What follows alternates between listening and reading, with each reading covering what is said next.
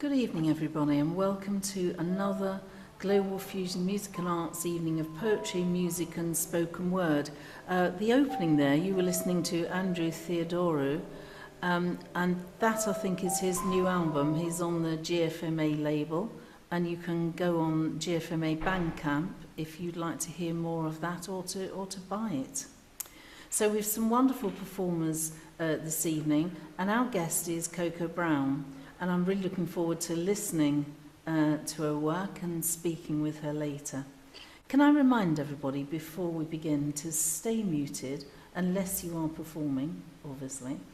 And if you can find the chat function on your device, it would be lovely if you could share some of your comments in the chat, and I'll try to pick some of these up and share them with the other performers as we go. So I'm going to open this evening. This is one of my songs. It's called The Longest Night. And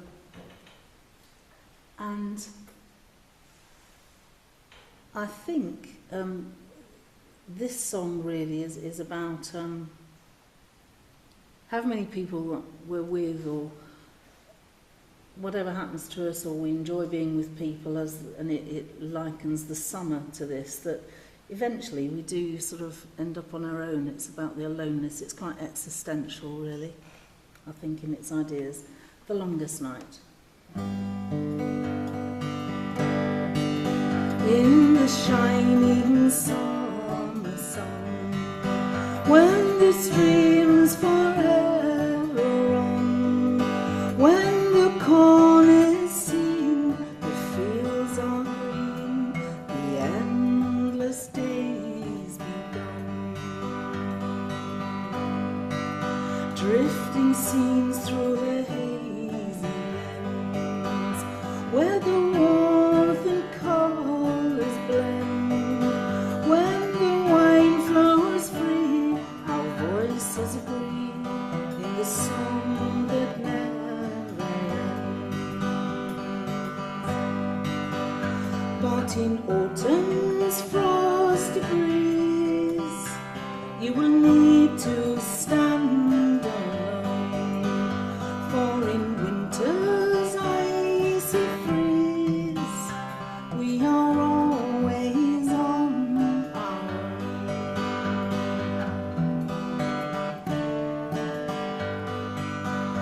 When the brightest blue turns grey, when the light begins to fade, then the longest night comes. Find the light, for winter brings the shade. For in winter's icy freeze, we are always on our own. For in winter's icy freeze, we are always on our own.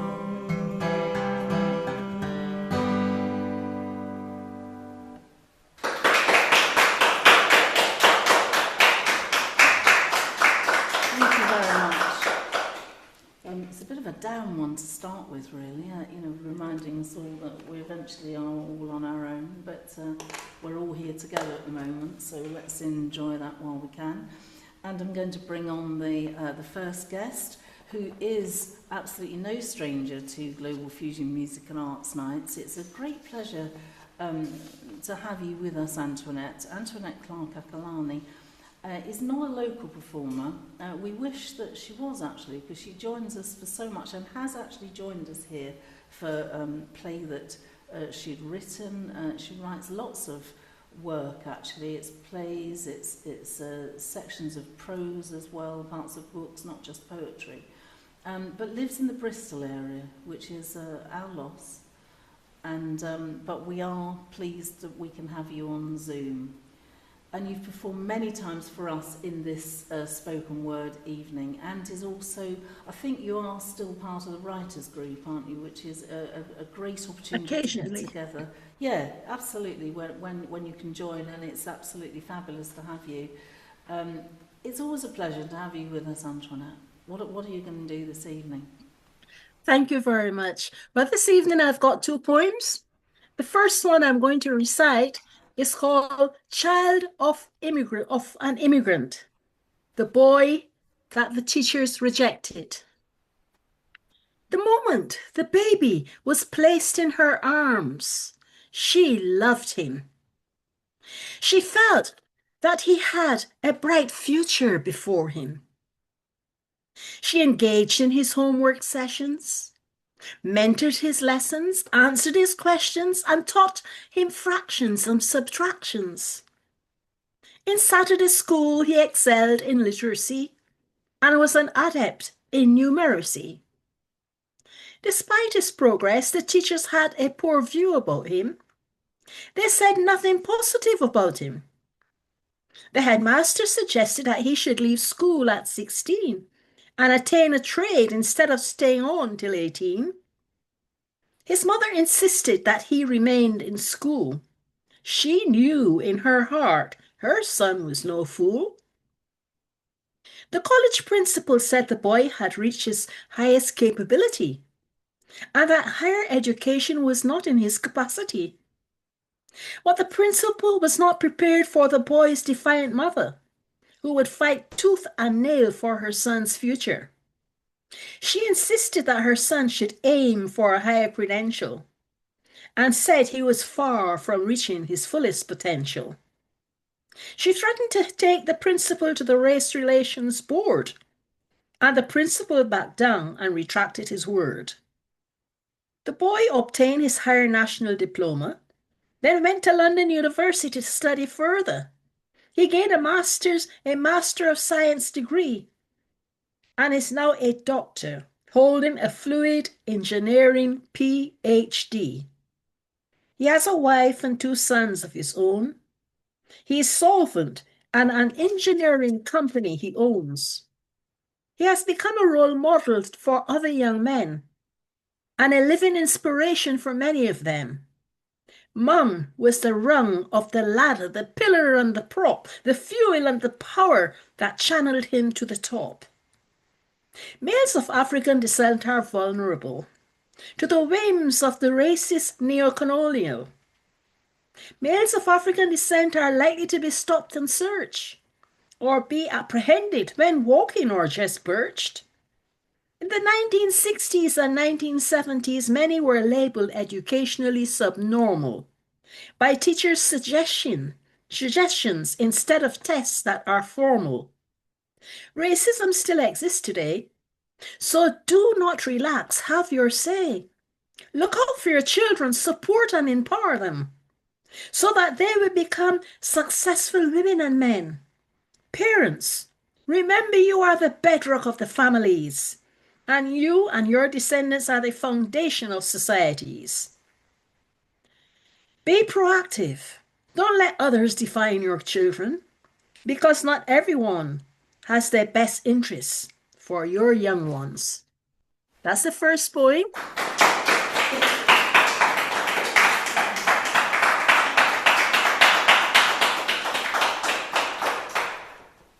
The next poem now is called Journey to the Motherland, and it's about me actually.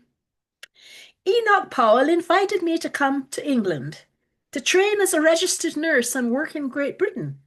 So I decided to leave Barbados at the age of 18 and came to the motherland, glorious England.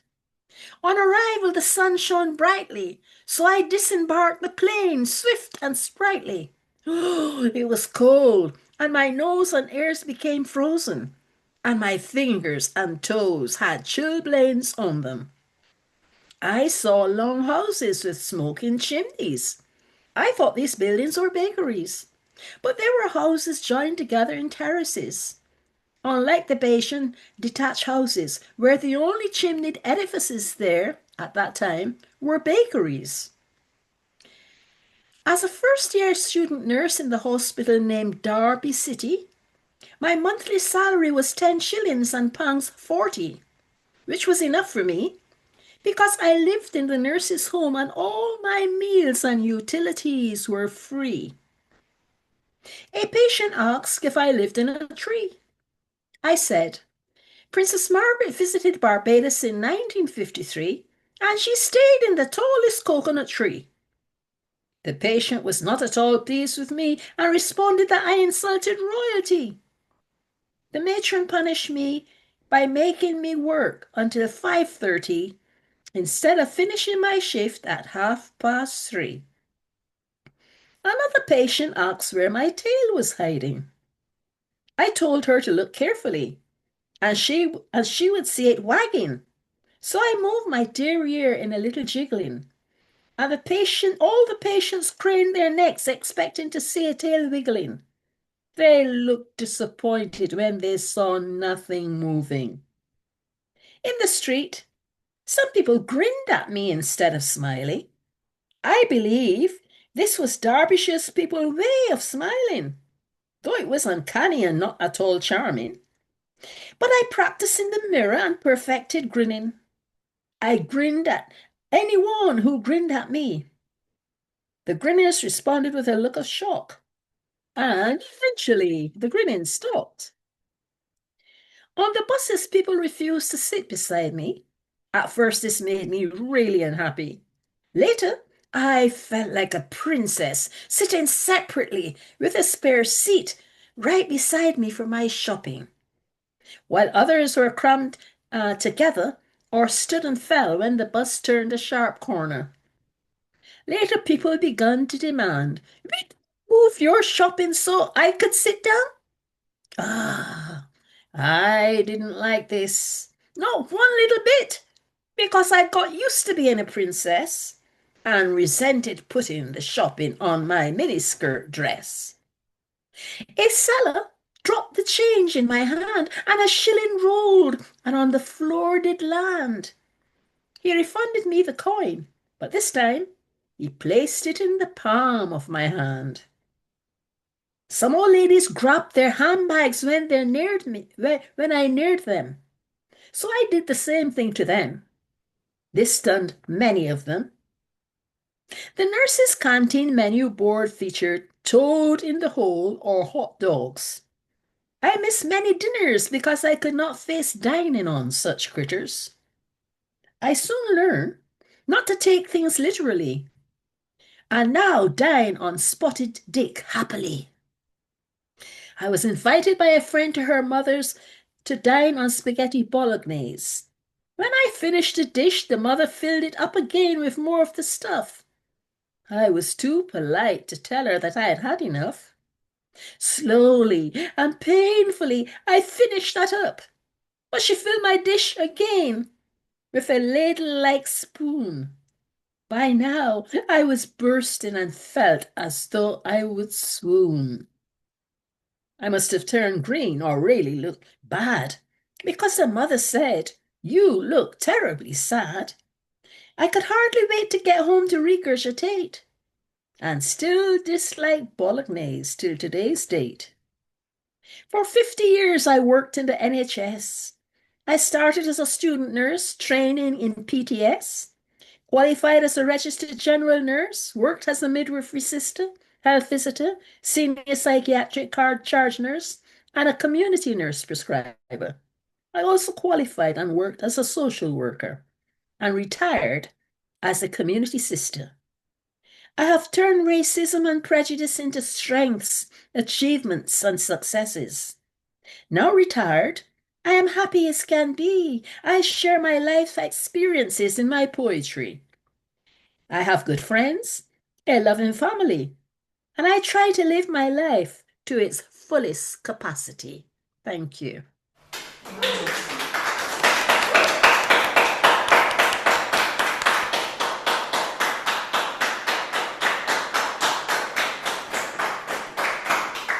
Oh, thank you, Antoinette. Such powerful poetry. I love listening to your work always. The first one, can I ask, is that an actual somebody's story? That's my son, my eldest son. Wow. You were mum in there. Utterly Yeah, fantastic. he owns his own engineering firm now. Gosh. I But mean, at what a that time, there were a story. lot of prejudiced people at that time. And I Gosh, used to put, immigrant children. Even although he was born in England, but they still put him as, subnormal or something like that. But I fought tooth and nail for him. And now he's well. He's good. that's absolutely fantastic. I mean, it's so well put together, and a story that still needs to be told. And I think lots of people could resonate with that today. That sadly that's not gone. We couldn't look at that and say, well, that was so many years ago, and actually now those sort of things don't happen. So it's a really important piece of work, I think, to bring that. It was, Thank you. you know, shocking. And as with your second one, you write it in an accessible way. We can hear it, we can access it, and we can laugh. And there's more.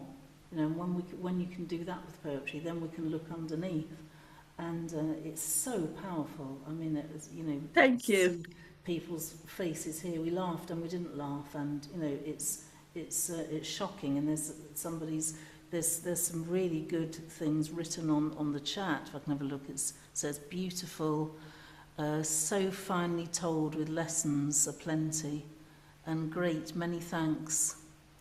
You always speak what needs to be said. Yeah, I think I could agree with that, actually. That's absolutely true.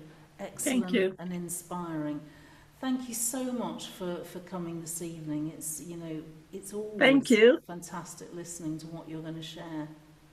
Thank you so much. Thank you.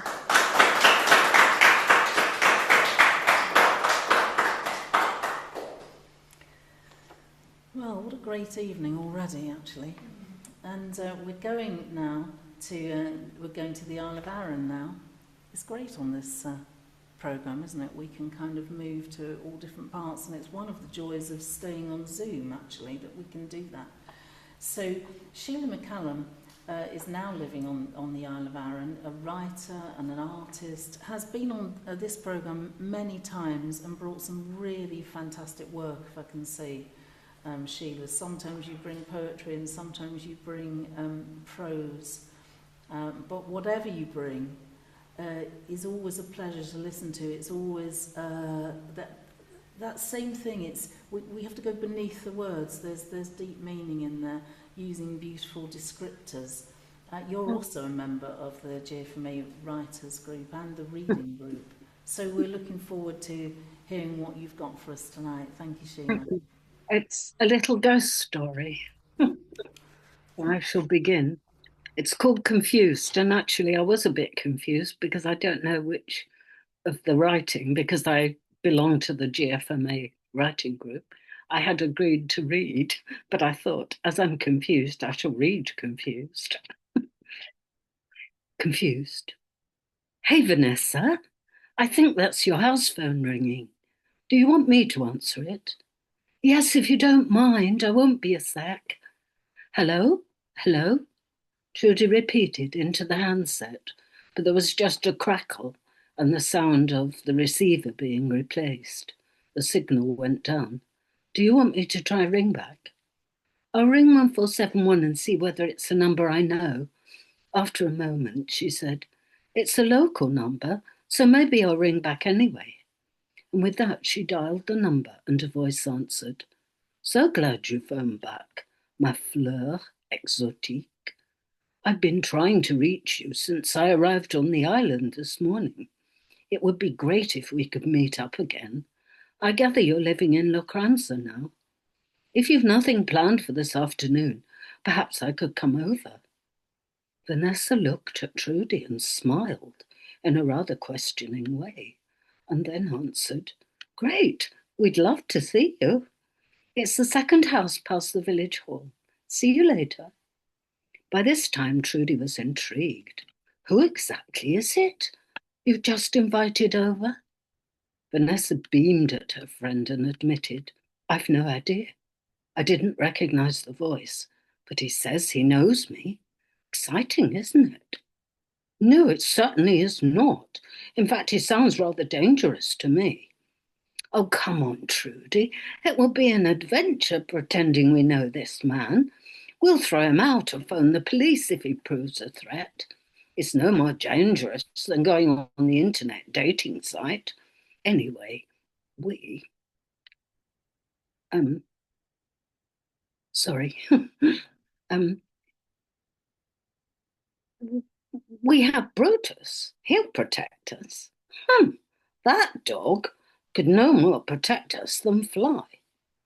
The two women took more trouble with their appearance than usual, and when the doorbell rang, they both, plus the dog, went into the hall to welcome this mysterious guest. The young man before them was tall, ruggedly handsome, like a latter-day Heathcliff. He gave Vanessa a hug, saying, "It's wonderful to see you after all this time." He turned to Trudy and introduced himself as Arwell. Catching Vanessa's eye, Trudy realized that her friend had not recognized the visitor. Brutus, by this time, having welcomed the stranger, was chewing happily on his buffalo horn.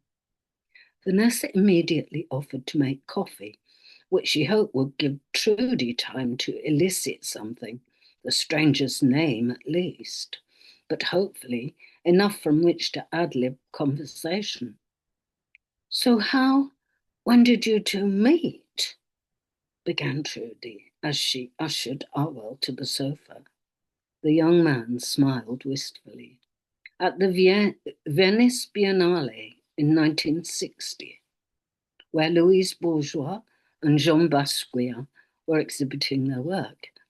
Alicia and I were both poverty-stricken art students, but we managed that trip. Best days of my life." The young man seemed to drift into a reverie. Trudy, to conceal the shock of this disclosure, said, "I don't know what Alicia's doing with that coffee. I'll just go," and hurriedly headed for the kitchen, where she relayed the information to her friend. "But I wasn't born until half a century after that exhibition." "Wow, this is going to be a challenge. Good thing we at least know something of those artists, Bourgeois and Basquiat." Vanessa grabbed the tray of coffee, pointed Trudy to a plate of newly baked flapjacks, and sailed into the sitting room where Arwell was standing at the bookcase, a copy of Simone de Beauvoir's Memoirs of a Dutiful Daughter in his hand. "Still reading de Beauvoir, Alicia? Do you remember when we were in Paris? Those sleazy jazz clubs, the existentialist cafes, Les Deux Magots, Saint-Germain-des-Prés." His utterance again tailed off into silent reverie, which Vanessa broke with, "Cream in your coffee, Awa?" "Merci, ma fleur de mal. Are these your paintings? The style has really changed, but the influence of Basquiat is still there." Relieved to be offered a way into this strange dialogue, so far only a string of questions it would have been difficult to answer, Vanessa replied, veering into a critical mode of discursive analysis of her work and that of other painters. Thus the hour, enjoyably for the trio, passed. The girls were careful to follow their guest's meandering allusions to art and literature, both feeling instinctively that any more intimate information about his or their lives should be avoided. Suddenly, Arwell rose, thanked the pair for their hospitality, said he would keep in touch, but had to plan a route for the next day, when he intended to climb the Rosa pinnacle. As the young women watched their visitor disappear towards the hotel, Trudy sighed. "Well, that was spooky. Do you think Arwell was a ghost?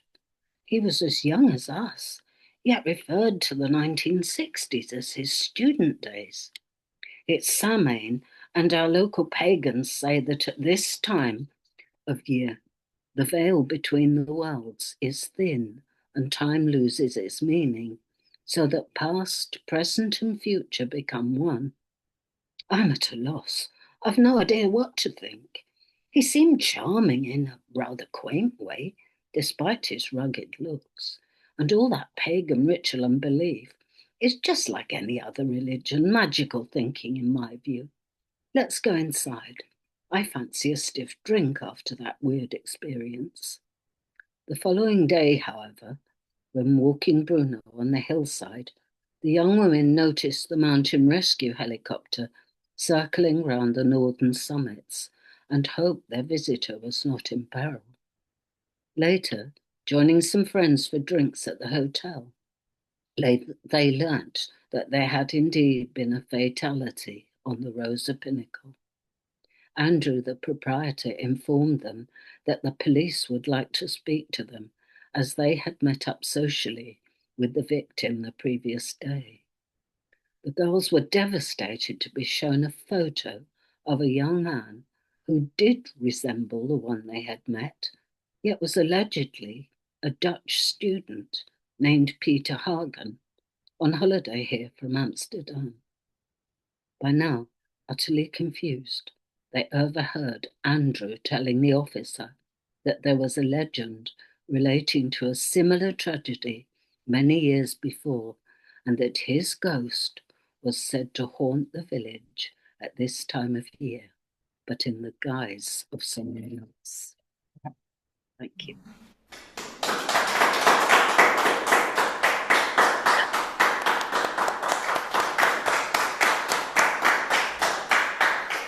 Well, thank you, Sheila. That really was gripping, actually, right to the end there, what had actually happened and who it was. That's scary. Beautiful descriptors, as always, and that lovely way that you paint the landscape and invite us into it, and we can sort of see it and imagine it. You just bring it to life. Absolutely lovely. Love your work. Thank you so much.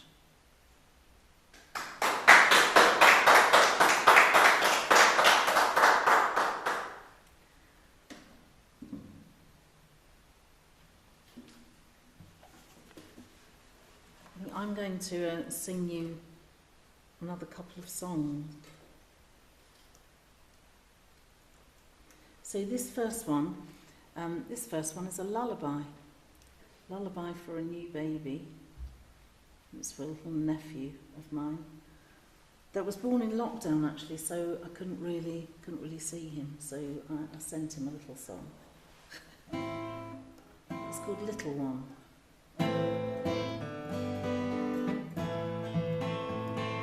Let me sing a lullaby and hold you as you close your eyes.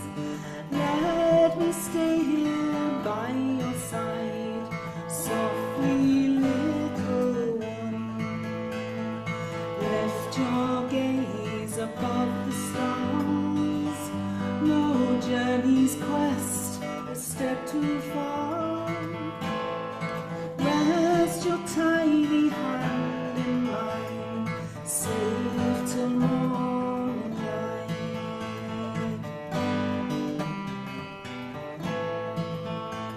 And when the way seems cold and dark, may you always find the path.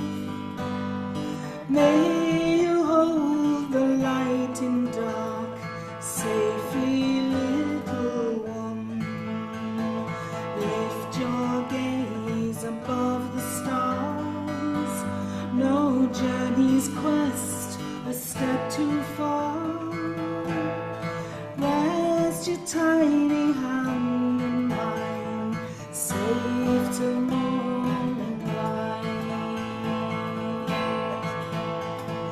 Let me sing a lullaby and hold you as you close your eyes.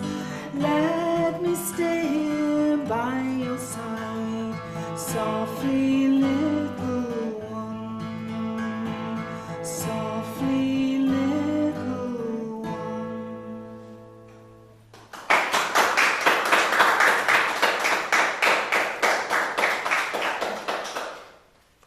Thank you very much. I don't usually do two here in the middle, but I'm going to do two because I've got a little bit of extra time. And this song is called Memories and Dreams. It's about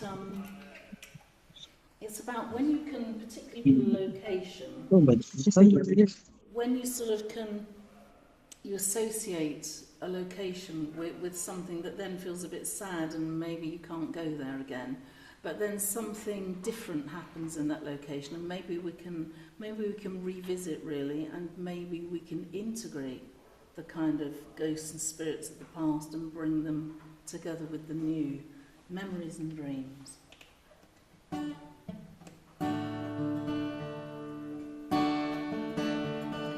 Voices call from the doorways, and faces smile through the windows, and I can still hear the laughter in the air and the life we lived through our songs.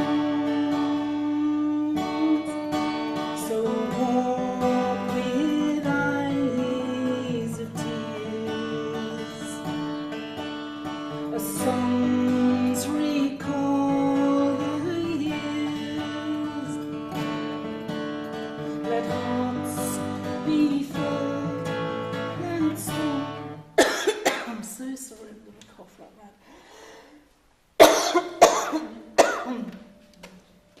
I don't think I'll be able to do another one. I'm sorry. I'm so sorry, Ian. It's just dry throat. It's gone. Thank you. Sorry. I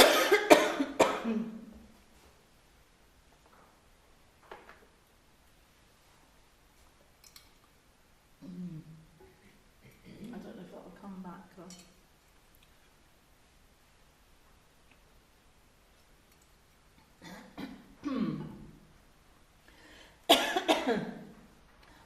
I'll have one more little go with it, but I'm not sure with it. I'll just go from that chorus. So walk with eyes of tears, as songs recall the years. Let hearts be filled and storms be in the city of memories and dreams.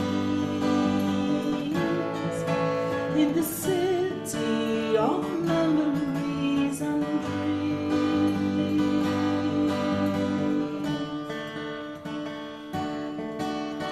Time to welcome the new day and bring the light to the shadows. Time to dance and to sing another song before day slips away. So walk with eyes of tears, as songs recall the years. Let hearts be filled, may storms be eased. The city of memories and dreams. In the city of memories and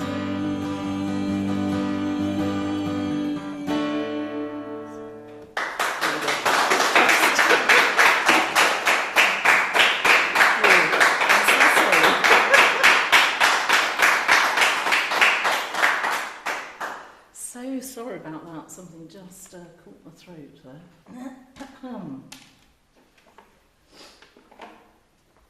So we are moving on now to Debbie Galt. Are you there, Debbie Galt? So Debbie is a great supporter and a good friend of Global Fusion Music and Arts.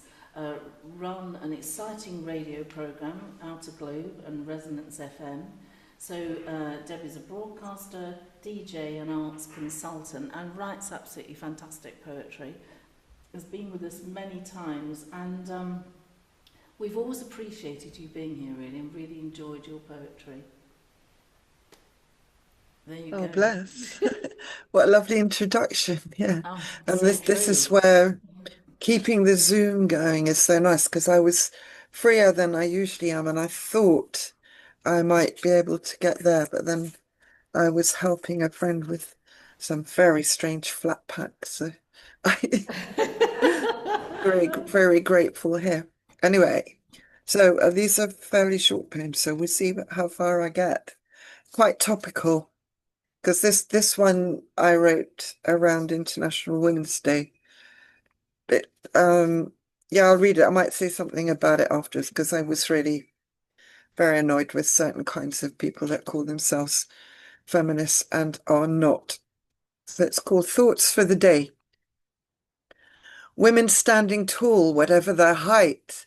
Women refusing to be small. Even little girls brought up right, commanding their space. Face to face, eye to eye. Beautiful as we trace the legacy of those who fought for justice and equality before, and honoring that there is no quality of struggle without full liberation, global iteration. The shoulders we stand on are women from everywhere, some who were coerced into enslavement, some who are forced to endure the bereavement of genocidal invasion, whilst others, self-aggrandized in their insular rendition of feminism, remain silent when it needs calling out. International Women's Day theme this year is about accelerating action. Let's make it real. No time to waste. Time to decolonize as we all rise. Women standing tall, and we is all of us, proud, true, viewing the world together from on high. No stone unturned. That's that one.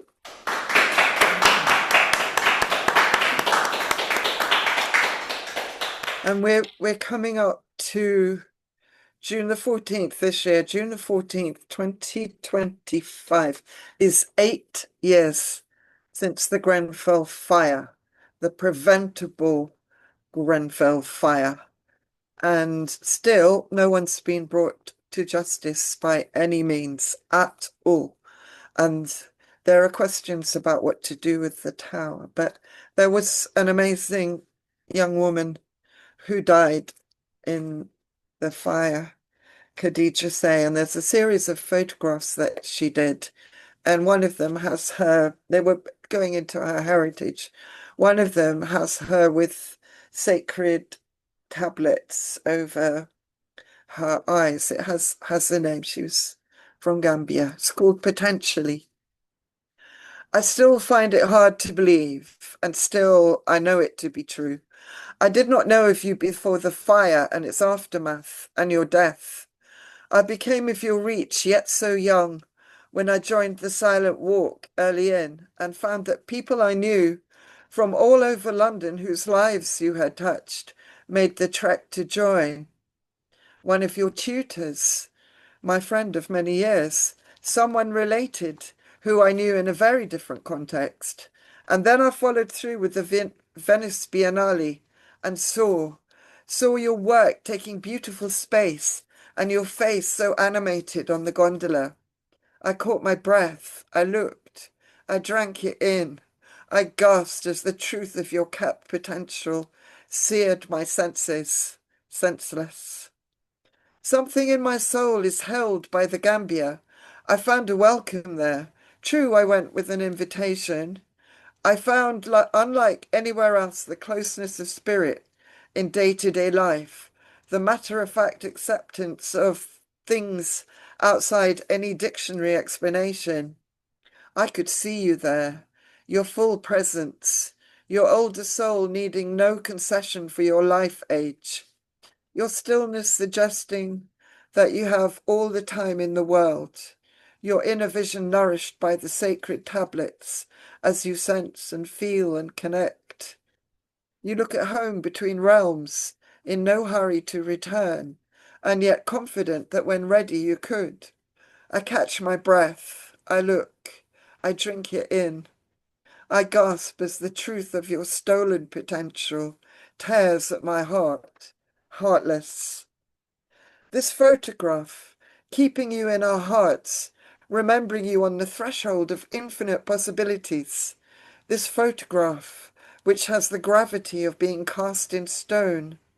This image that stands alone, taking a place in the timeline of art across cultures, across centuries. I know it's part of a series of several where you opened yourself to all of your heritage. Who knows where this quest would have led you and us? No one took responsibility for the tower. No one with responsibility for the tower listened to warnings. No one took even the basic care for safety or regulation. No one has been made culpable. We come forward collectively, and we will not let it go.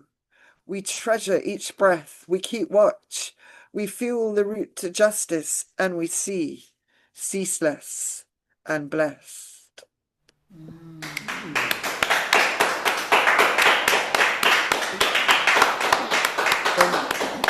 Probably got time for one more?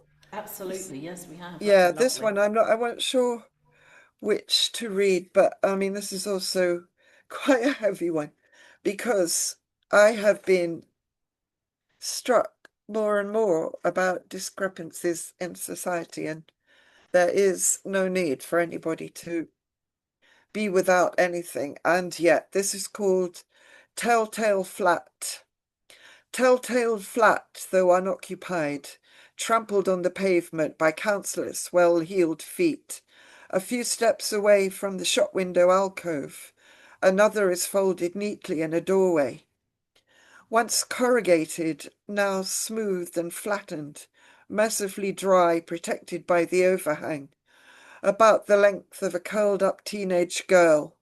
No evident possessions, rucksack or sleeping bag, or signs of recent occupation. Perhaps they've moved on, hotel-wise, or braved home. Perhaps their fortunes took a turn for the better, or the worse. The stretched out body-honed cardboard has its own story to tell.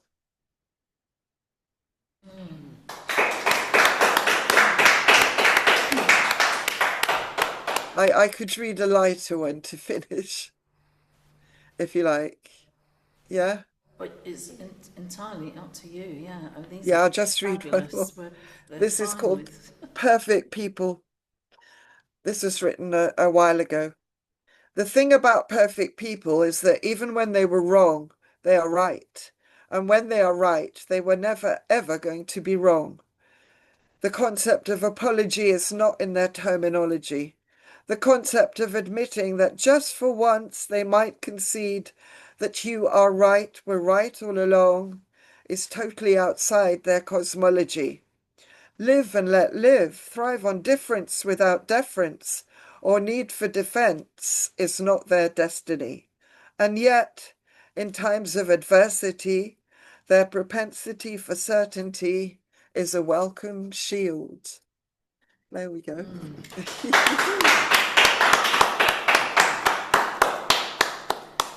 Debbie, thank you for such wonderful poems, actually, so powerful. I mean, the lighter one is in itself also incredibly powerful. I'm sure everybody knows somebody like that. Yeah. And wishes it's not them.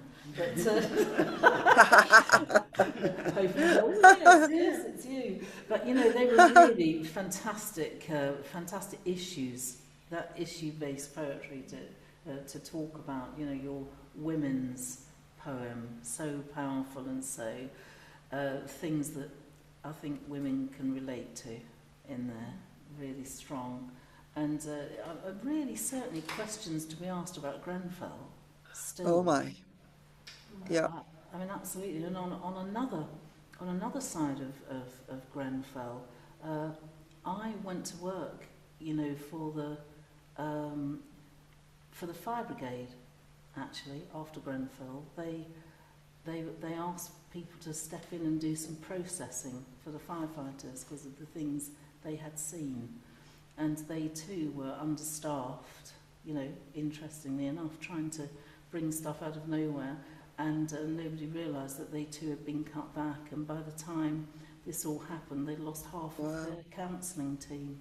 So there weren't any counsellors to pick up. Those counsellors went for 24 hours Yeah, on yeah, site and to be with the firefighters. just And one I thing went with the firefighters, it was just so moving on the silent march, because they always line the silent march they were and always there, and they, I mean, always they were there. just fabulous. And I went and did some work for them.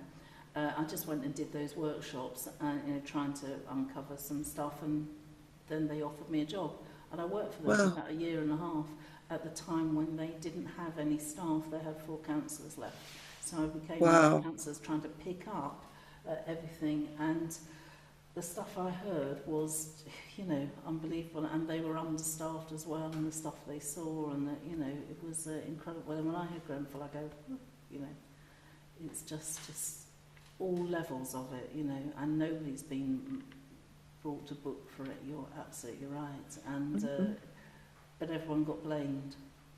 The fire services got blamed for it. That's so wrong. Oh, so dreadful. And you know, your last one, oh no, it was fantastic. Thank you so much. Thank for coming. you. It's wonderful always when you come, Debbie. You always bring that Oh, sort of bless. something to think about. It's, you know, it's lovely. It really enriches the evening. Lovely to see you. So lovely to be here. Oh, take care. Thank you.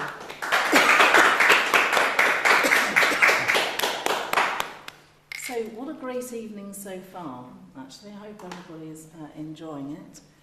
We're all enjoying it, certainly here in the studios.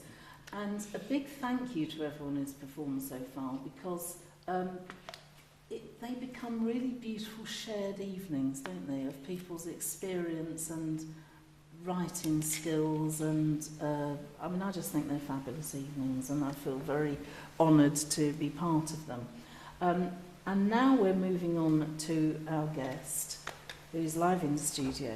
I'd like to say a huge welcome to Coco Brown. Hello. So we have met a few times at Global Fusing Music and Arts gigs and things, and it's really lovely to have you here. But what we're going to do in this, what we normally do, is we have a little chat, because it's a lovely experience of people to listen in, watch it, and to look at, say, the way you're writing music, what you're writing about, that sort of thing. How does your experience fit with that, you know, what you're doing in life and how it comes together.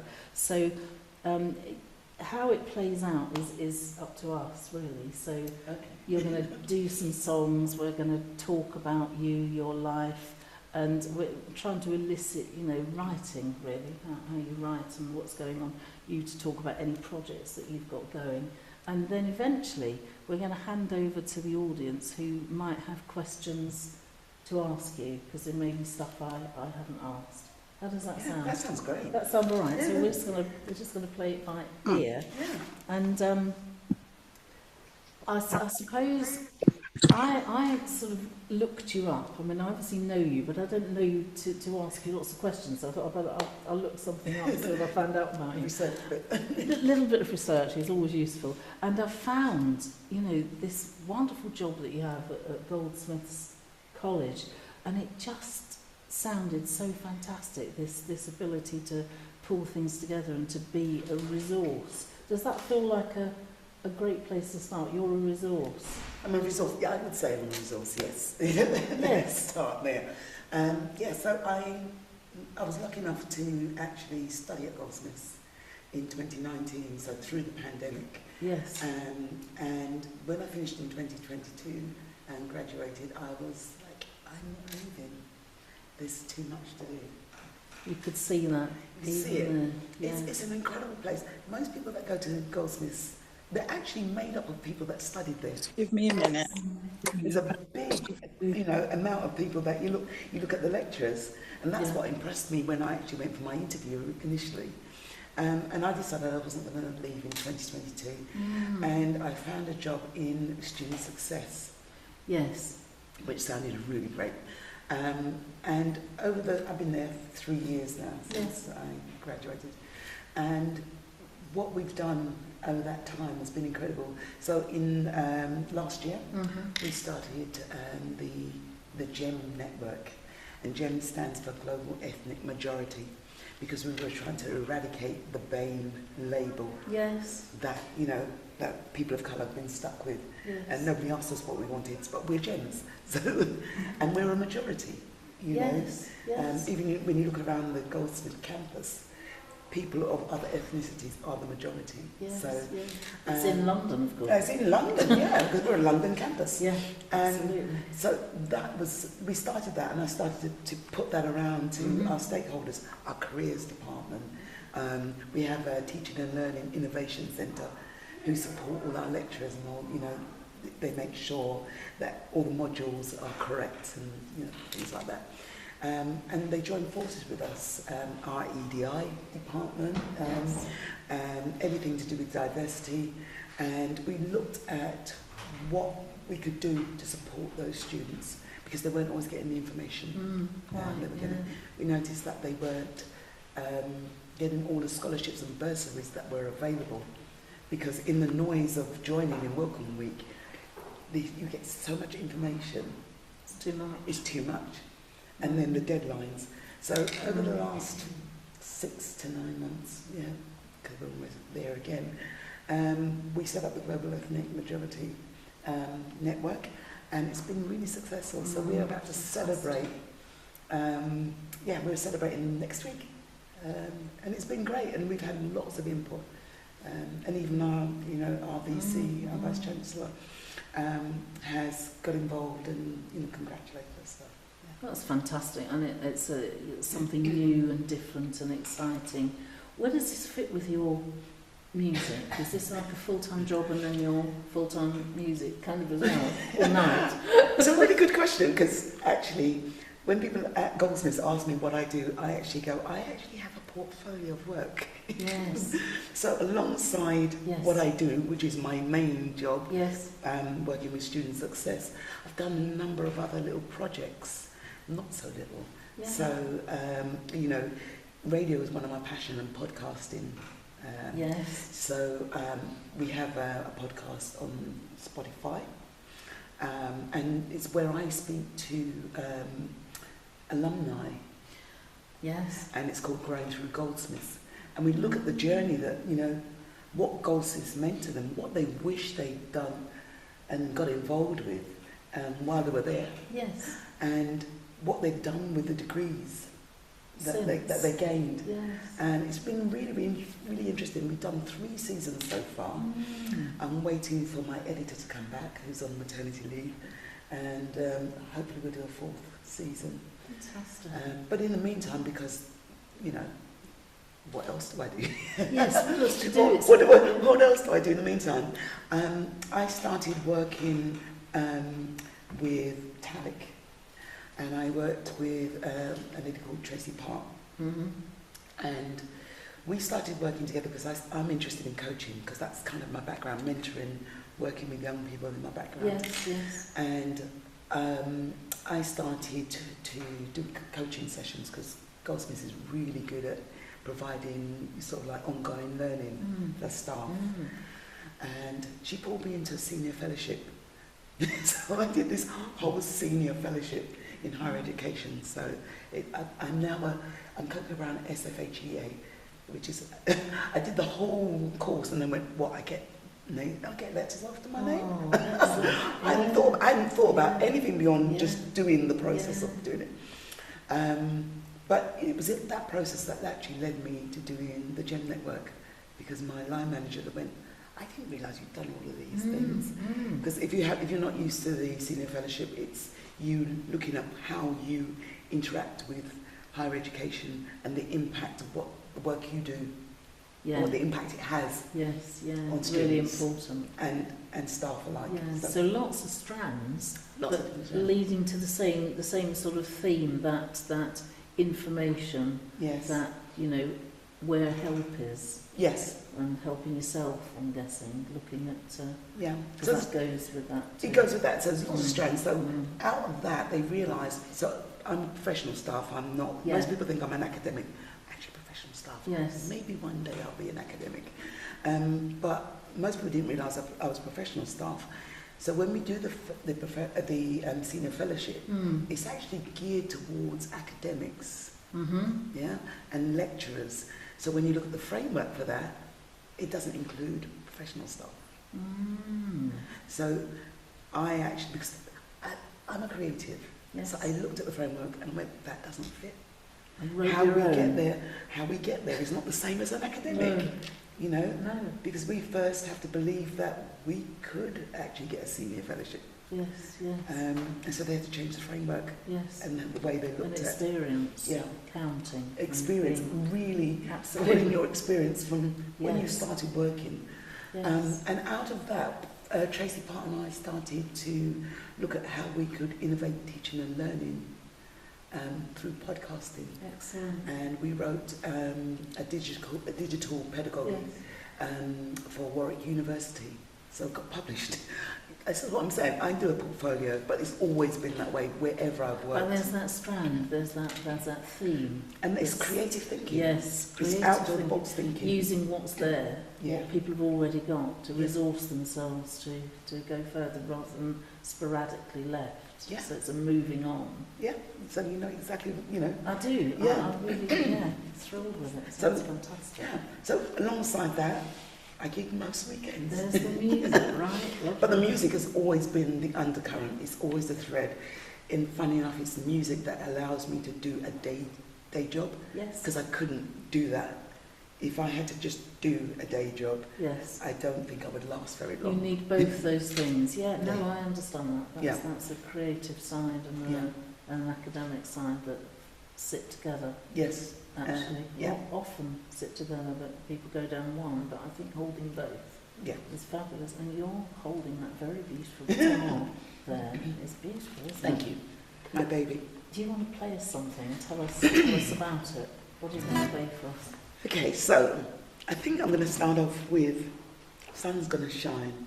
Sun's gonna shine. That would be nice. And actually, the story of Sun's Gonna Shine, and I'm really grateful, I'm going to say this now, I'm really grateful to have this opportunity to talk about where the things I write come from, you know, how we create. Yes. Because I think people just receive and eat the food of what we create musically, but quite often they don't know the story behind it, Absolutely. or the pain behind it, or you know where that comes from. Yes. So, Sun's Gonna Shine comes from early 2000s, and I did an Access to Popular Music course Yes. at Lucian College, and at that time I was just going through stuff. Let's put it that way, we were going through stuff. And I was, you know, getting ready in the morning, and I, not this guitar, but the very first guitar I ever had. And I was sitting there in the morning, and I was just going, what is life about? I don't understand. Being a creative is both a blessing and a curse. Yes. You know, Yes. we go through a lot I of do. angst. A lot of angst. And I sat there, and the sun just came through. It was really dark, it was raining. It was really cloudy, really horrible. But as I was sitting in my living room on the sofa, this light just pierced through my living room with it, and I thought, the sun's going to shine. And then the sun was born. So I was probably late for the class because I ended up writing a song. So this is it.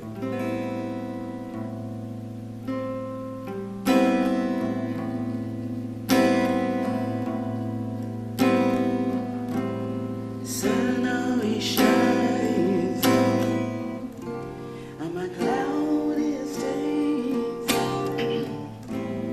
No matter how bad it seems, it's gonna be a bright day. Now do you realize pain makes you wise, makes you think again about where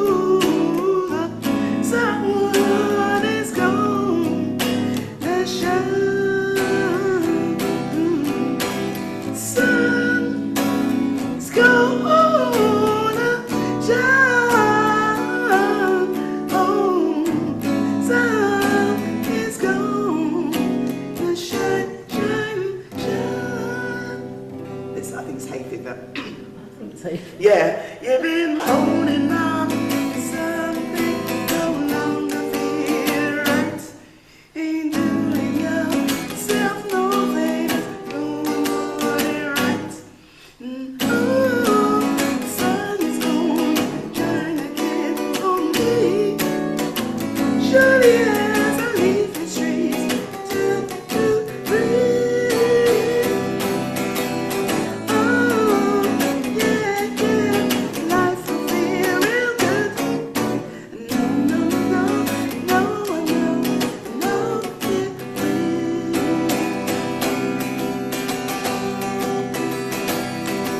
sun's gonna shine. La, la, la, la, la, la, la. Ooh, sun gonna shine, you. Sun's gonna shine for you and me.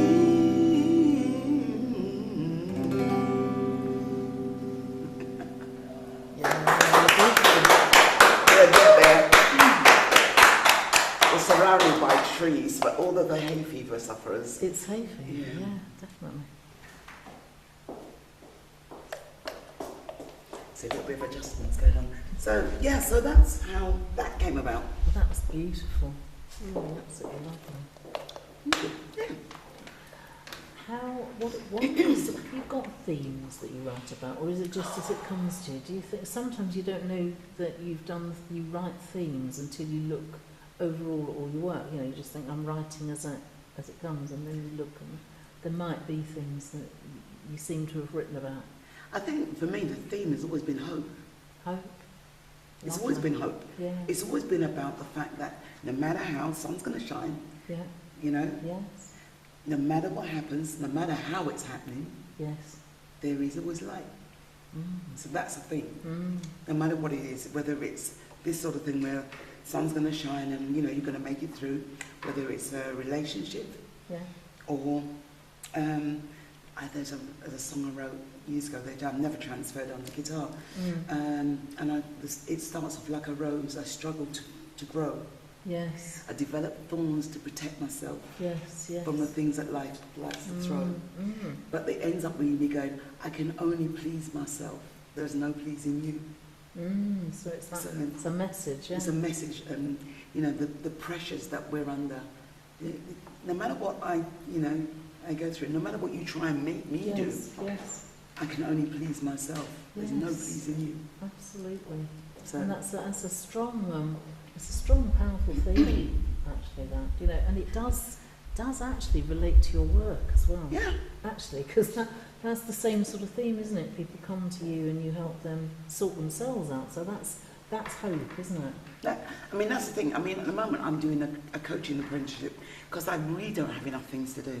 No, I can hear that. And in that, again, it is about one of the coaches I have, was like, I've come to you because, you're going to fix everything. And I was like, I don't have your answers. No, I can help you sort through. their own, to find their own resources. We keep coming back to that word. Yeah. There's something about that. Yeah, And hope, of course, is born out of resources yeah, and resilience and and resilience. never giving up and Yes, pushing through yes. no matter what. Yeah, important message and really helpful for people. Yeah. Have you got another one? Have I got another one? Let me just double check what I've got on my list because Yes. there's so many of them and I'm thinking, okay, so What would you choose? Yes. what do you choose? Let's see if we can do this one.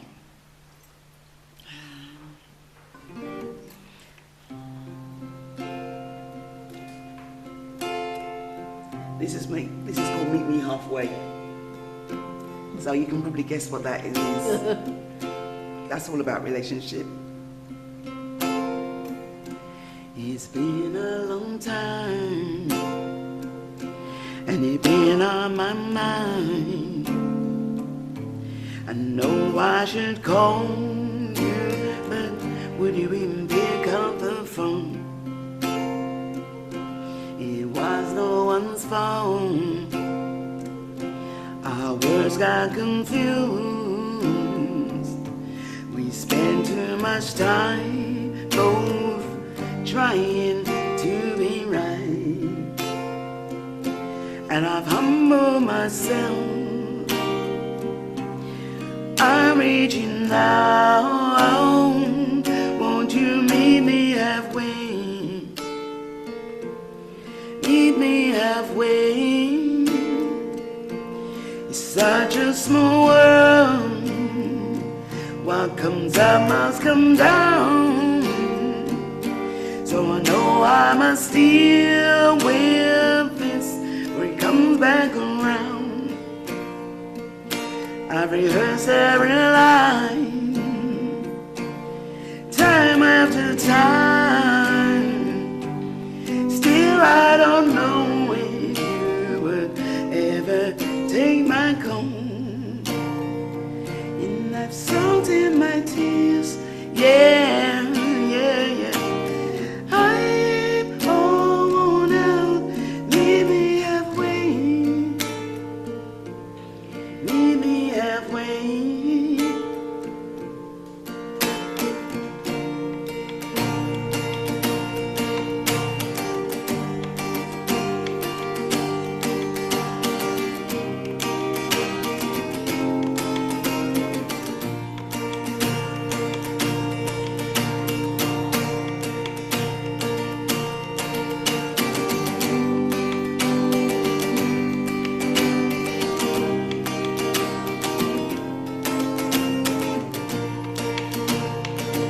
In that salt in my tears, yeah, yeah, yeah. I'm all worn out, meet me halfway. Meet me halfway. I know you said you didn't understand. I tried to explain, but you wouldn't hear me out. Now the time has moved on, yeah. And I'm worn out, meet me halfway. Meet me halfway. Meet me halfway. Meet me halfway. Meet me halfway. Beautiful. It's all about relationships. Thank you. I think that's the thing, again, it's one of those things, you've got to be transactional Yes. in your relationship. Yes. And I'm so bad with names, but the last lady that did the poetry, Debbie, you know, it's like always being right. Yeah, that was lovely, that last You know, one. that I was saying two wrongs can't make a right. Yeah. No matter what you do, Yes. they'll always. So somebody has to say, meet me halfway. Let's have a discussion. Let's talk. And that's what I love about coaching. That's what I love about music. It's a two-way thing. Yeah, and that really comes over in your work, actually, and the way you've expressed yourself and talked about everything. That's sort of it's not about on your own, it's with someone else, and both of you in there together. Yeah. I always ask this because I think people really love to know this when there's a lot of people that write, and that's why they come to this group. So and come and listen. What's your writing process? Is it tunes first, words first? What sort of words? You know, is it different every time? What happens here? It's a good question. It's a really good question, because the thing about creativity, you never know when it's going to come in. Exactly. Right? So, let me tell you, I started to write a song last night. I haven't even listened back to it. But I actually did some music last night, went to a jam session, came home, and it was the sound of traffic. I live near humps. Yeah. And there was something in the rhythm of the cars over the humps. And I could hear this song coming through. I could literally hear it coming through. Opened the boot of the car to protect some of the sound. Turned on my notes. Yes. And sang what was coming in my head. Yeah. So, and it just came from nowhere. I couldn't tell you what the lyrics are right now, No. so I need to go back, because that's the way it passes through. Someone once described that kind of creative kind of like intervention, like a ship. Ship comes into port. It says, "Will you pick it up?" And you go, "No. If you don't You've get got on to board, catch it, if right? you don't get on board, it goes off into the sunset." So I'm really grateful for modern technology, because it means I can capture stuff immediately and I can go back and I can revisit it. Yes. That's one method. Yes, So as it yes, comes, yes. so on a trend.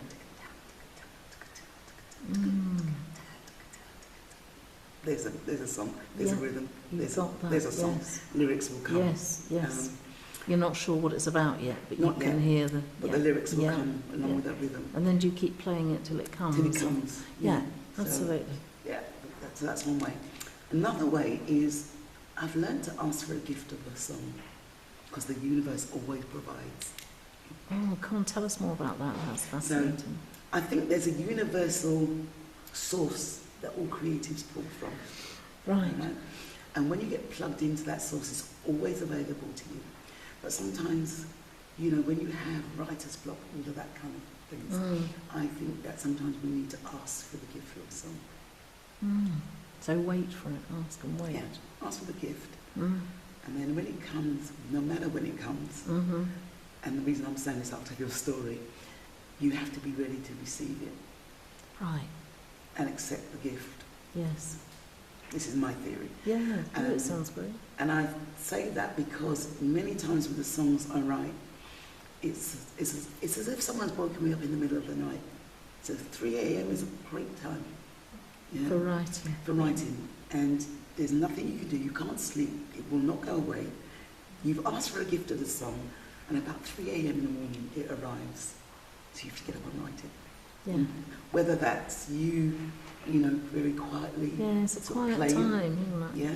Whether it's you just voicing whatever Yes. that is with your, you know, just woken up voice. But as long as you can capture it, Yes. that's what you have to do. And I've had complete downloads of songs through that 3 a.m. kind of. Fantastic. So that's another way, and that is sometimes, I mean, you play guitar.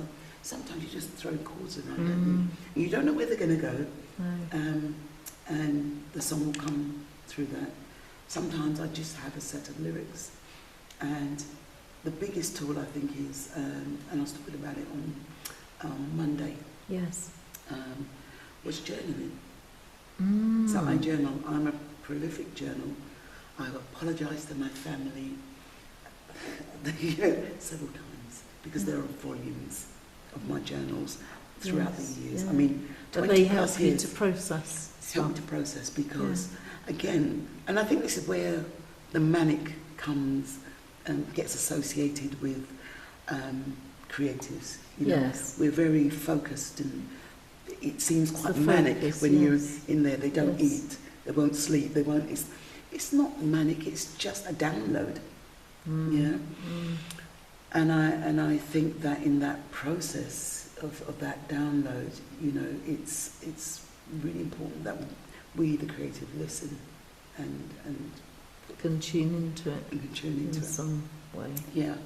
So, you know, those are all the various ways in which you do it. So journaling helps me to process the information, Yes. put it down, and quite often when I look back, I go, oh, okay, that's where the song is.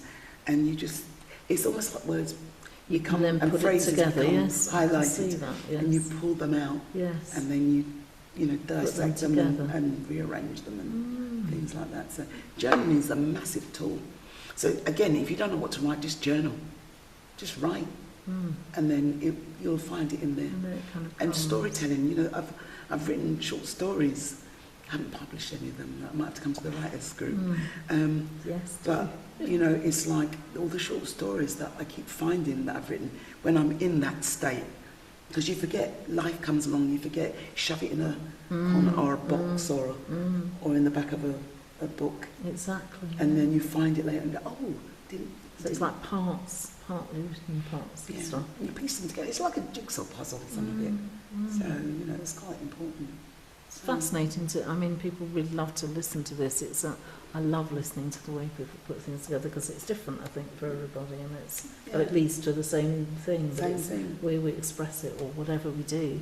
Mm. What musically, what's your influence? Who's influenced you most musically?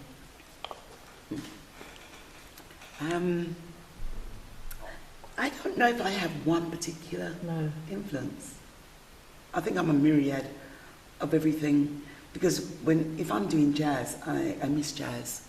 Yeah. I really miss jazz. I used to do a lot of jazz. In the jazz space... Is that where you started, with jazz? I grew up on the Brat Pack, you know, Nat King Cole, Montavani. My dad loves music. He's got this incredible baritone voice. He's not a singer, but every so often you hear, darling, shivers in Mokum, and that's Nat King Cole. And you like, oh, you can sing? He's a carpenter. He's creative.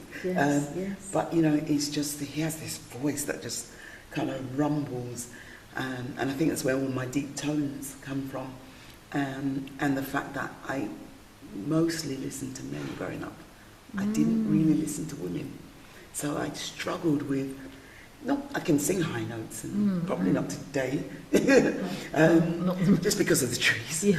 But that's, you know, it's like I'm blessed with having both ends of the spectrum. Yes. However, it's where I find the richness, where I found my love of music, and where I started to really engage with music was those deep tones. You know, those deep tones of those men. Sachimo. Yes. You know, all of that kind of like, Louisa will understand because I hear it in Louisa, you know, and it's just kind of like, sorry to pull you in, but you know, I hear it in your voice as well. And it's really interesting, you know, it's that, I like to hold you, arms, every day. And it's all the way down there, and it's like, oh, that's an interesting place to work. Beautiful. Vocally. Yes. You know, it is really, and I try and do all the harmonies under the men, you know. The lower, the lower end of the spectrum. Lovely. Because it sparkles in a different way, you know. And what I love about it is it lasts. It's like that tone stays under, and it resonates. Yeah. And it's a resonance that I like, and I mean, and that's why I think things like microphone work is really important for me.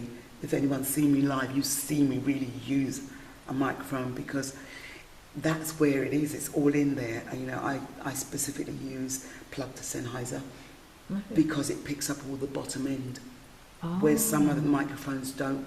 So an SM58, top sparkle, pop voice, Sennheiser, bottom end, picks up all of that and all of those mids and all of those that richness, the richness of a voice. Yeah. You know, so a Sennheiser is like having a studio mic. Yes. In live performance. Yes. For me. So that's been your sort of influence, those rich tones, that sort of. Yeah. So that's what you hear in the tunes that you're writing, in the words. It's all. Yeah, and comes together. Yeah, and I realised quite early on that sound was really important to me. Yeah. So compression doesn't work for me. It flattens me. It gives me no space to send the voice to you, because it's saying you're compressing me down to that. That's not what my voice does. No. And in order to holistically bring everything together, you have to have the whole range, because within that is grain. And anybody that, again, that's heard me laugh, especially tonight, you'd hear how grainy my voice is. And I've learnt to love that, because my voice is not a typical voice. It's beautiful. So it took me a long time to actually even, you know, think that I could even sing, or anyone would want to listen to me, simply because it was like, but my voice doesn't do what, you know. It does its own thing. It does its own thing. Very beautiful. Pretty much like the child that is the woman that's before you today. But it's interesting, isn't it? You're talking about, you know, the whole voice and the whole resonance and the whole sound. That also mirrors what you're doing with your work. Yeah. The whole of things, meeting somebody them meeting themselves. I mean, it's like that whole theme for me just runs entirely through and makes perfect sense. Yeah, and I think Of all of it. it does, and I think, you know, I know we spoke a little bit about the work you do outside of doing this and the music and everything like that, and I think people don't realise the synchronicity and the resonance and the way you can change the atmosphere and the temperature of a room or a conversation. Absolutely. And music and lyrical content so beautifully can change that. You know, Yeah. why is it you can do a lullaby? You know, I might do that tonight. I have a lullaby that I do, and the amount of times, I mean, when I did it once, I was in Camberwell and I did it in a pub, and I actually closed my eyes because it was quite dark in there, and I was playing this lullaby, and I thought everybody had left, and I opened my eyes, and there was no sound. There was, because everyone was had stopped. listening to it. Yeah. And I think that was another reminder to me of the power of the resonance of music and lyrical content, and how you place your voice within a space. Absolutely. And it's something I think I'd love to talk about, but I realise at some point, you know, sort of like it's one of those things, because people keep asking me at the moment, would you ever do a PhD, Kay? And I'm going, on what? And you go, what would you do? What would I do a PhD on? But then, you know, I'm listening to you and I'm hearing, because again, the messages never stop. The universe is always sending you tips, tricks, information, and this is what you're going to do next. So I think it's telling my future self what I'm going to do, because even in this conversation, it's like, actually, PhD on resonance, and everything I do is connected to resonance. I can say that, yeah. Whether it's conversations, I love conversations, whether it's coaching, whether it's lyrical content, Absolutely. whether it's conversation between my instrument and my voice, you know, the chords we play, our preference for chords. Yes, absolutely. You know, when I started off playing the guitar, I had no clue what I was playing. I just put my fingers in a shape and see, you know, what came out of that. And I love bar chords because they were free from any direction, but you could pick up different parts of that chord.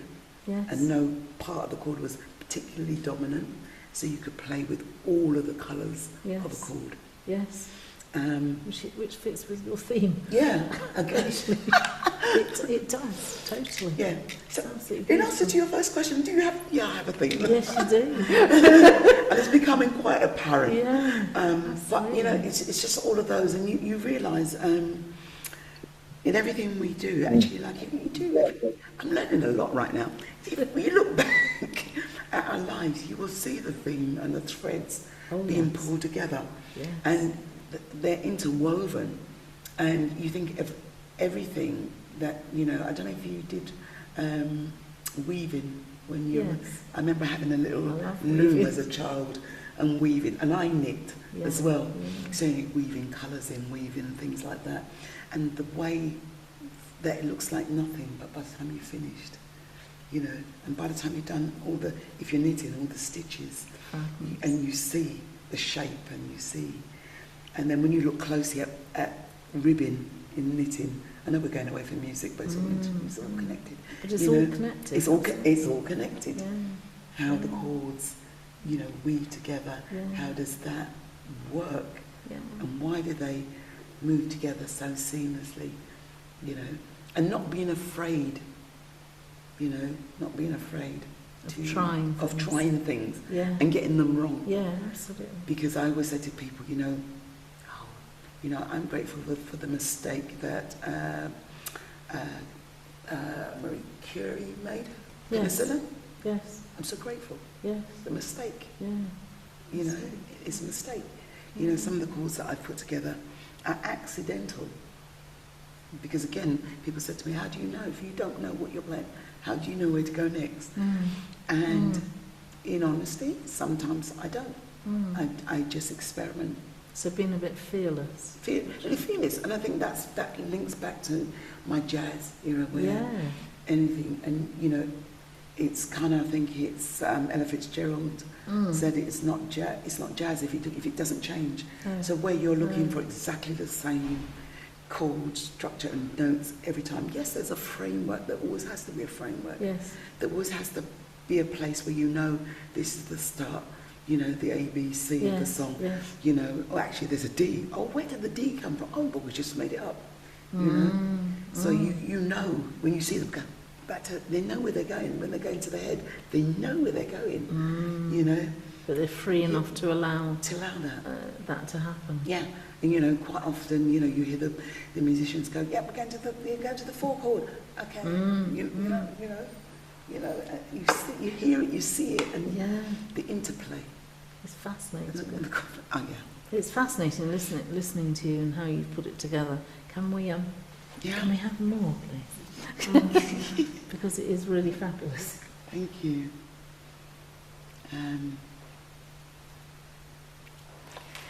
Where did we go? No, let's do this one. I might have to just, because it's had a capo on, bear with me 2 seconds. Just 2 more, Capos are beautiful, but they also knock it out. We've gone down to a D. Oh no, hold on. So talk amongst yourselves as we do this. And it's decided to make it a bass. We won't do that. I think as the temperature changes. Yes, I think that's what it is. And I hate tuning on stage. It's lovely to have you here, Coco, talking Thank about this, you. because it's really, I think there's something really special about, you know, really talented people like yourself being able to talk about some of that process, what happens for you in there, because I think that's what we all love to share and listen to. Thank you. I think that not too bad, is it? No, it's lovely. This is called Childhood Days. Friendship.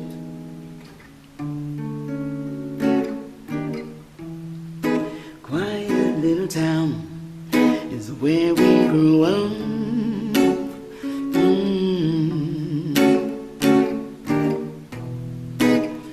A place that we still love.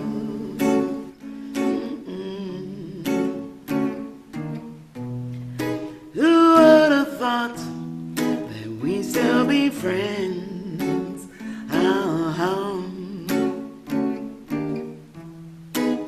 No one can take our memories of childhood days.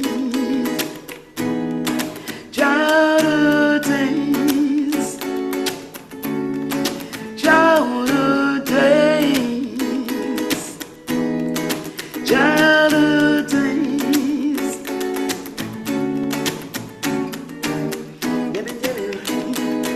Remember all the games we used to play, like hide and seek, and that we made.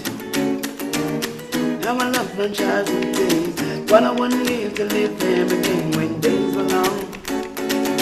We had nothing to fear. Childhood days.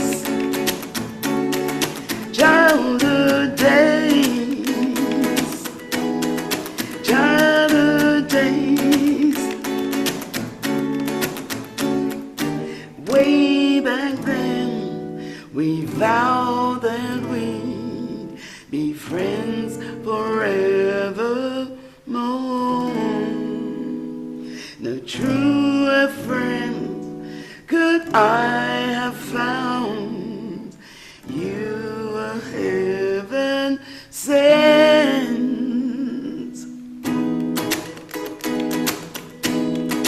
Childhood days, oh, childhood days, childhood days. Remember when Mama said be home by 8? We were always late. Remember when Kojak was cool? We buy lollipops after school.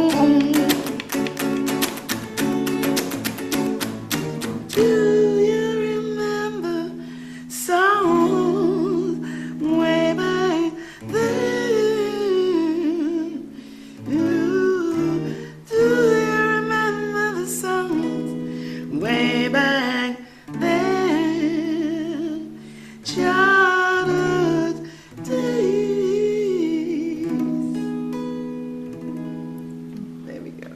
A little bit of childhood days. Thank you. Have you got CDs? I bet you have. I do. Because this is your chance to talk about those for everybody out there. How do you get them? I meant to bring them with me tonight, but you can find on SoundCloud. SoundCloud, the KB Fusionaires, and so that's there's some recordings on there. So KB Fusionaires, and the Fusionaires are spelled Fusion, so Fusion, Naires, Naires, so one word, KB Fusionaires. Fusionaires, you fit very nicely with us then. And and it was about, back then we were like missionaries kind of thing of music, because at the time, back then when we were doing that particular project, we were really fusing music from all our areas of knowledge of music. Absolutely. So there you will hear me with the original band and my daughter and other musicians singing together. So my daughter and I used to be in a band together, the KB Fusionaires. so you can find that. I am working with musicians at the moment to bring some new material and recording a lot of the material that is just being done live at the moment. So that's what's coming for the future. That's what's coming for the Brilliant. future. Can we ask you to do another song to kind of see us out, and then we're going to go to the audience to see who's got questions. Does that sound Sounds about okay. right? Okay. Lovely. Really enjoying this. It's absolutely lovely. Thank you. I learned a lot tonight, actually. That still a little bit out, and then we can.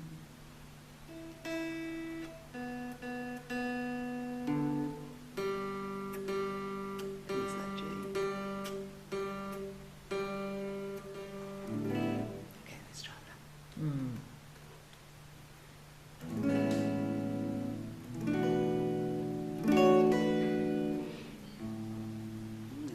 I'm going to do this without pick.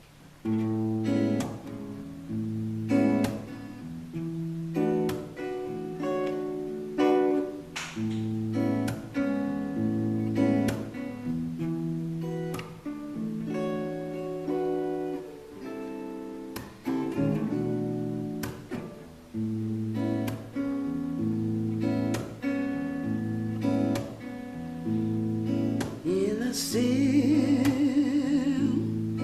of night,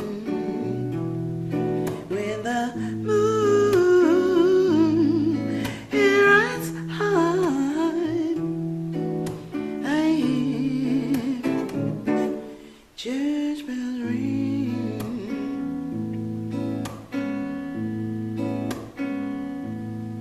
When only stars shine bright, and that moon it rises high, I hear church bells ring.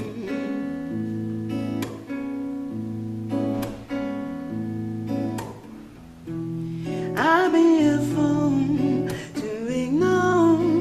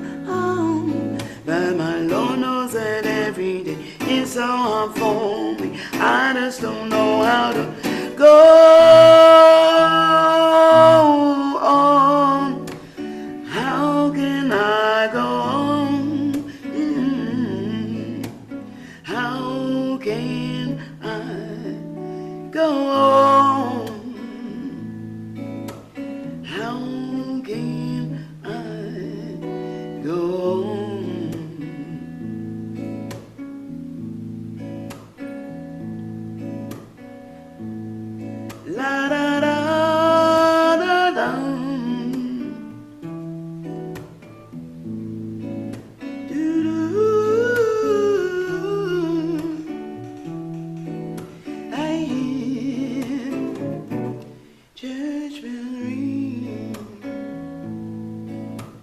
How can I go on? How can I go on?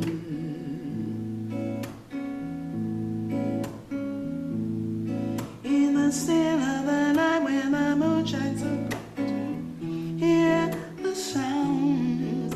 In the still of the night, the moon shines so bright, hear the sounds. Way down deep in my soul,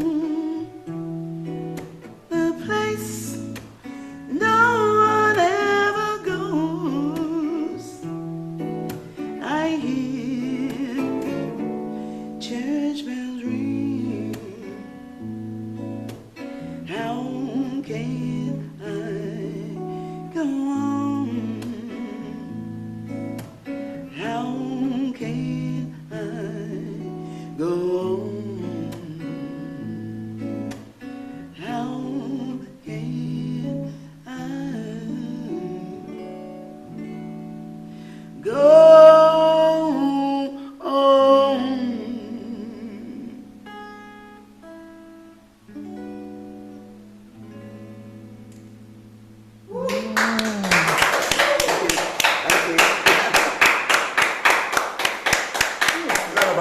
Thank you. So lots of people put lots of comments on here talking about journaling and philosophy, positive philosophy. So people have already written lots of things, comments to you. But now we're going to actually open up the floor to ask, have people got questions? Let me have a look. See who I can see. Has anyone got a question? Sheila's got. Is that you, Sheila? Yes? No, I thought you put your... Sheila, yes?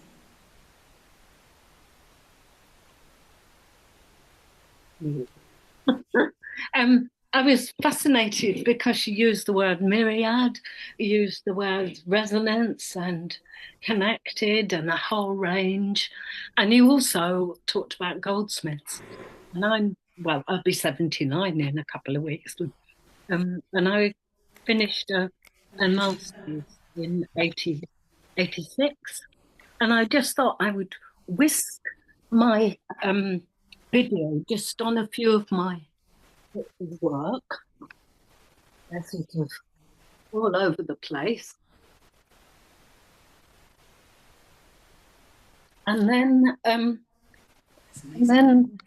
say to you that those words applied equally to what I've ever done, and you're a generation on from me, and the process seemed to be exactly the same, and yet we're a different era, and obviously we've moved forward, and I thought that was really fascinating. I wondered what your view about that was, seeing something from way back then from the same college, because it always was a left-wing college, it always was a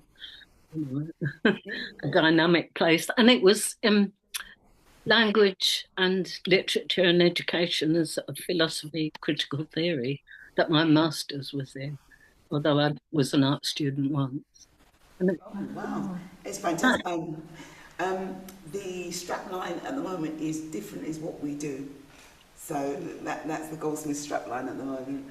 And I think that, there's an interconnectivity throughout the generations. Yes. And I think that inadvertently... we're going to say. Sorry, I didn't hear that. That was, that's great. Yeah, what I was saying is that I think that we pass it through the generations. Yeah. I couldn't be doing what I'm doing now without having it come through to me. So, like I said, I think there is a portal somewhere, and I truly believe that there's a creative portal somewhere where we pull our ideas from. because, you know, it's that case. Sometimes, you know, like we hear of these cases where people are taking people to court because they've got the same chord structures and things like that. But there is only one pool to take from. So we are going to see here repetitions, and melody lines are going to come back through the ethos. You know, it's going to come back through to us. So I think that it doesn't matter where you are. You mentioned Ella Fitzgerald, and I almost wrote when you first started, your voice is like Ella Fitzgerald. It's like, you know, you're kind of pulling things from everywhere. Literally, I said I was going to Lewisham College for my access to popular music, and I did that in the early 2000s. And the tutor that became my bass player on the KB Fusioneers, he literally said to me, "I think you were transported from a different era, because when I'm in jazz mode, it's a whole different thing. You know, I've got trumpet sound in that bottom bit of my voice. I've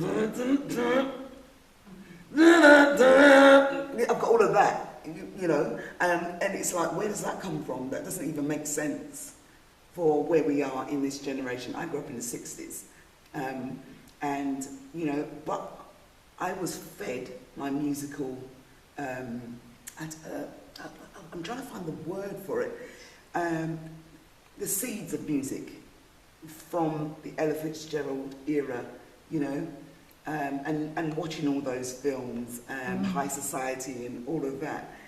And again, that music was so rich, and I can still listen to it now, you know. There's something from the jazz, the blues, you know, Mama Thornton, you know, whoever we get, the blues. And if I get into blues, oh my gosh. I go to a lot of jams where it's blues music, and when the musicians are brave enough to just make it up on the spot, I write on the spot, and they're like, how can you write whole songs? Because I've been fed. Yeah. So I hope that answers the question. Thank you, Sheila. That's lovely.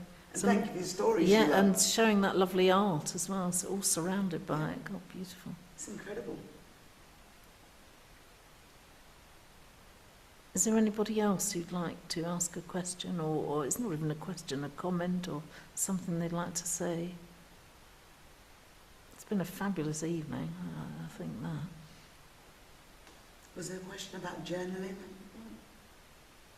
Somebody wrote something about journaling. Let me look at that. Don't be shy. Debbie wrote something about journaling, good way writing, randomly, taking shape before your eyes. Yeah, I agree with that. Tell you what you're thinking, even if you don't know it. And it makes sense. That's so true, actually. Yeah. So at Goldsmiths, we have a journaling group, which is staff journaling, every Friday morning. So tomorrow morning, I'll be hosting for an hour the journaling session. And it's really interesting because what I do is I sit there and I give prompts. So I look at what the week has given us, and I find prompts every week to get people started and to, you know. And sometimes people say, you know, it was really difficult to get started. You know, I didn't want to journal today, but I came anyway. And I was like, those are the days you don't want to journal is the day that you really should journal. Yeah, because those are the days when your whatever you want to call it, I like to go my spirit, your soul, your personal inner small voice is trying to tell you something, you know, and I think that's quite important. So that's why I think journaling is quite important. I know that this whole week I have not journaled because this week has given me so much stuff. I'm afraid to write down what it is, but I know I will. Yes. I will sit with it and I will let it download. It's probably going to be pages. But yeah, I think it's quite important. So, and like I said, the richness of text that you take from the journaling. Yes. Because our whole life is a narrative. Absolutely. You know. Yes. everything. You know, you can have a day. When we're talking about a day, you know, when was that? I had a day. That is a chapter for a book. Yeah, absolutely. Yeah. You know? Yeah. And literally, why do you think things like EastEnders and Coronation Street can last that long? Is because we're taking real life, and most of our stories come from, if not our own lives, Certainly, what we've been impacted by. Yeah, absolutely. You know, yes. and it's life Yes. that gives us those stories. That we're recording, You know, processing. everything, and and it also informs our future self. You know, and I'm a Star Trek fan, and I love it that back in the day, do you remember the flip phones that they had? The communicator. Funny enough, That's I what we've had got one of now, those, yeah. and it was so futuristic Yeah, exactly. back then. You know, so again, you know, Yes. it informs the future. Yes, absolutely. Yeah. Thank you so much. Thank you, Debbie, for putting that comment and, you know, spurring us on to talk about something else. Fantastic. So are we coming to an end this evening? So it just is for me to say thank you to everyone, really. A huge thank you to everybody for coming and taking part and being here, because without an audience, there's not a lot of point, really. So it is lovely when we can all share, and I hope that it's been really valuable. I've found it really valuable, actually. I think we've heard some really interesting stuff tonight from our guest, and actually from all the people who've taken part. It's been really quite a sort of a really inspirational evening, and I think, and a searching evening where we've kind of gone beyond. We've thought about other stuff, looking at deeper layers and things, which is always a treat, I think, actually. And a big thank you to Louisa and Jill and the whole GFMA team, actually, and to say that this has stayed on Zoom, but there are actually an awful lot of workshops, some live and some on Zoom. And if you want to know about those, check those out on the GFMA website, because they're still continuing. And we've heard about the writers group. There's a singing group. I'm going to say that one because it's lovely and I really enjoy that. And if you want to come to that, you ought to come to that. I'll have to find out more details about it. The singing group, particularly if you like jazz, because we do a few blues, don't we? We do, because we enjoy them. But it's lovely. It's very nice. A Tuesday evening, and we thoroughly enjoy it for an hour. And it's you know, it's not just the singing. I mean, singing is fabulous for you anyway, isn't it? It's an uplifter. But it's the joining together, actually, the sharing. Just like this, it's the sharing for me on an evening like this. I don't know how it is for you. And the wonderful performers tonight, actually. Antoinette, as usual, absolutely beautiful. And Sheila, so lovely to have you with us. And Debbie, it's really been a lovely evening. And our wonderful guest, Coco, and we wonder whether you might play us out with something. Oh, how would that be? How would that be? What should It would I be do? lovely for us. Yes. Thank you to all of you anyway. It's been a wonderful evening. Thank you so much for having me. It's been an absolute pleasure. I love hanging out with you guys anyway. Just thinking, what should I do? Oh, actually, yes, let's do this one. Yeah, it's just I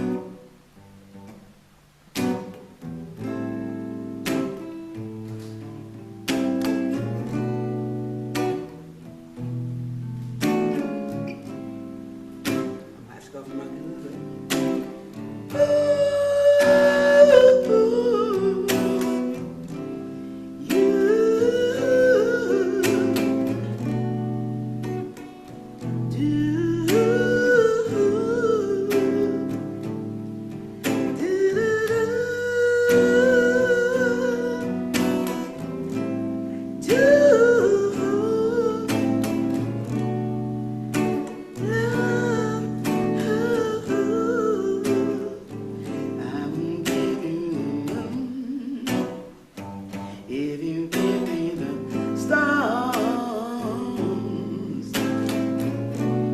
Sunshine, blue skies are what I admire.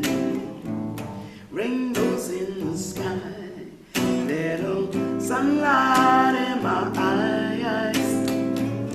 That's how you make me feel. How you make me feel.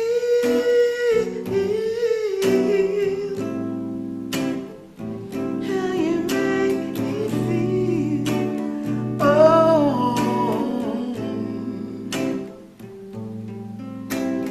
life throws many things in our way, yeah, like tears and love and laughter mixed with pain. But so long as you love with all your heart and beneath me, yeah, you have a right, don't you know? You will find a perfect love. You'll be okay. You'll be okay. I'm just gonna tell you a quick story.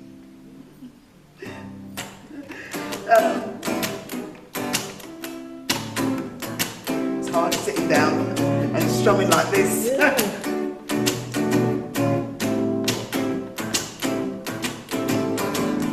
Let me tell you a story about a man and a woman couldn't get it together, no matter how they tried. He cried every night, and he was always mad. All they needed was a little love to make it alright. They'd be fine. Love conquers all. Oh, oh, oh, oh.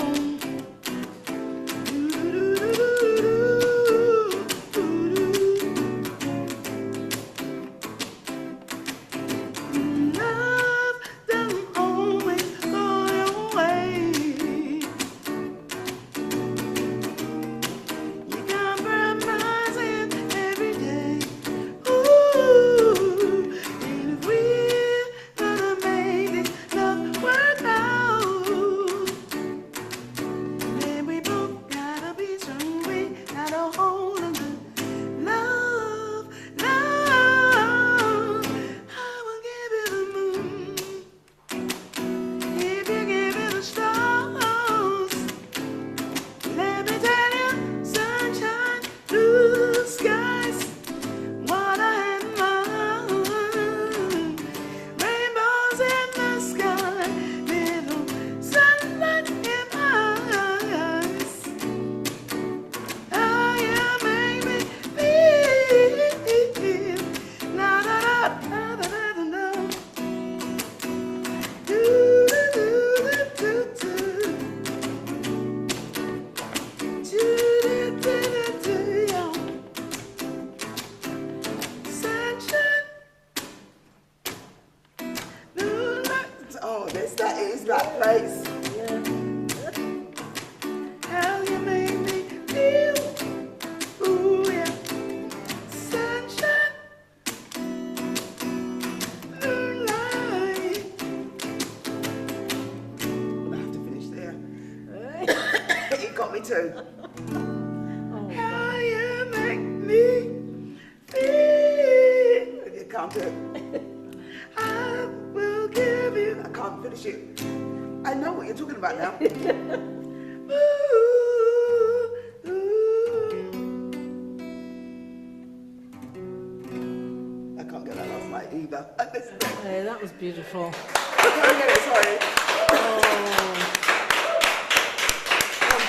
Thank you. We've had a bit of a hay fever We've evening. had a literally. But we've had a beautiful evening, actually. Big thanks to our fantastic guest, Coco Brown, everybody. Hold on, everybody.